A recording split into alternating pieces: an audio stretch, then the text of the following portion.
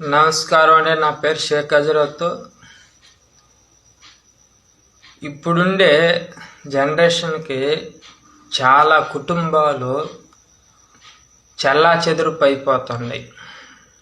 ఒక కుటుంబము ఏమి చేయలేని స్థితిలో ఇదైపోతుంది. ఇంతకుముందు అలా లేదు. ఒక కుటుంబంలో 5 కానీ 6 కానీ 4 కానీ ఎంతమంది అయితే వాళ్ళ ఇంట్లో సభ్యులు ఉంటారో వాళ్ళందరూ ఒకే మాట. ఇప్పుడు ఏమవుతుందంటే మనిషికి ఒక పెత్తనాలు, అంటే నా పెత్తనం వేరు, నీ పెత్తనం వేరు, ఇంకొక ఆయన పెత్తనం వేరు, ఇంకొక ఆమె పెత్తనం వేరు. ఈ యొక్క పెత్తనాలు వచ్చేలోపు ఎవరి మైండ్ సెట్కి వాళ్ళు ఆలోచిస్తుండ్రు.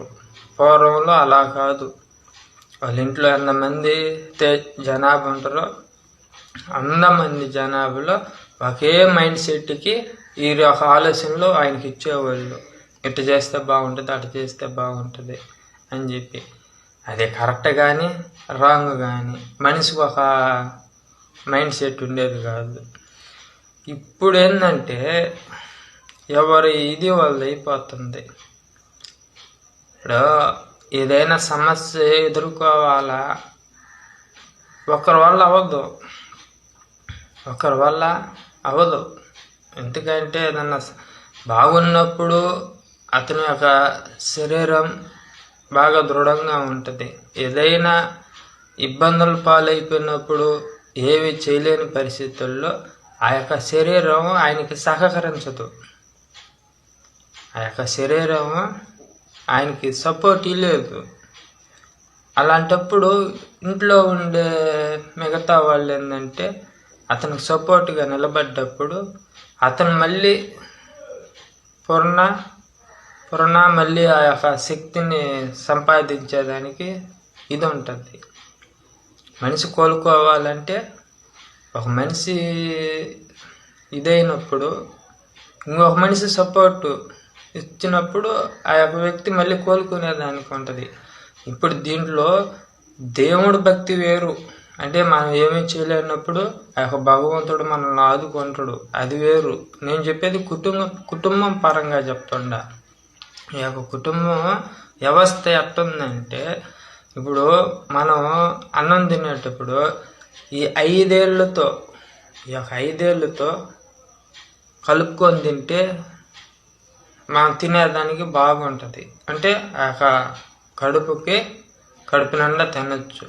ఒక్కొక్క ఏళ్ళతో అన్నాన్ని కలుపుకొని తినేదానికి ఎంత ఇదో మనమే అర్థం చేసుకోండి. ఒక ఏళ్ళతో అన్నం కలుపుకొని తినేది ఏమైనా అయ్యే పనేనా? కుటుంబం కూడా అంతే. కుటుంబం కూడా కలిసి ఉండాలని చెప్పి ఈ 5 ఏళ్ళు గుర్తు మనకి.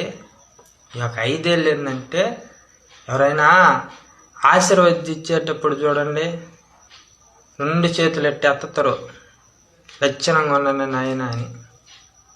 ఎందుకంటారా? మీరందరూ కలిసి ఉండాలని అర్థం అన్నమాట. మీరందరూ కలిసి ఉండాలా, మీ ఇంట్లో ఎంత జనాభా ఉంటారో వాళ్ళందరూ ఐకమత్యంగా ఉండాలని చెప్పి ఆశీర్వాదం అన్నమాట. అది దానికి అర్థం అదనమాట. కానీ మనకి కొంతమందికి తెలియదు. అది ఏంటంటే గ్రహించిన వాళ్ళకి తెలుస్తుంది అన్నమాట. అందుకని కుటుంబము మొత్తం ఏకసాటిగా ఎంత కష్టానైనా ఎదుర్కోవచ్చు. ఒకే మైండ్ సెట్తో ఆలోచించాలా. ఒక డబ్బును వృధా చేసుకోకుండా ఎవరు నా పెత్తనం నాది, నా వ్యవహారం నాది అనుకుంటే ఆ కుటుంబం చెల్లాచెదరిపోయేదానికి తొలిమెట్టు అదే.